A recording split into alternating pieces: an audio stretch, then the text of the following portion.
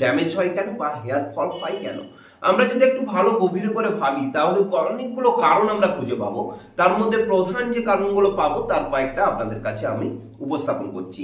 আমাদের চুলে বারবার রাব হওয়ার জন্য কিসের মাধ্যমে রাব হচ্ছে? তোয়ালের মাধ্যমে বা পিলো কভারের মাধ্যমে। বর্তমানে শীতকাল সিজন চলছে, এই সময় প্রত্যেকে আমরা টুপি ইউজ করছি, সেই টুপিতে রাব হচ্ছে চুলটা, সেখান থেকে কিন্তু চুল ড্যামেজ বা চুলটা হেয়ার ফল হওয়ার একটা সম্ভাবনা কিন্তু থেকে যাচ্ছে। এছাড়া কি হয়, বারবার চুল আঁচড়ানো, বারবার চুল আঁচড়ানোর জন্য কিন্তু চুল রাব হয়ে যাচ্ছে, সেখান থেকেও কিন্তু চুলটা নষ্ট হচ্ছে। প্রচুর রোদে কাজ, হয়তো আপনি রোদে বা সানরাইজের মধ্যে আপনি খুব কাজ করছেন, সেখান থেকে আপনার চুল কিছুটা ড্যামেজ হওয়ার সম্ভাবনা থাকে। এছাড়া কি হচ্ছে না, হেয়ার কালার, অনেকে কি থাকে না চুলে কালার করার একটা শখ থাকে, সেই কালার হওয়ার সময় যখন কালার করা হচ্ছে সেখানে কেমিক্যাল রিঅ্যাকশনের মাধ্যমেও কিন্তু চুলটা ড্যামেজ হওয়ার একটা সম্ভাবনা থাকছে।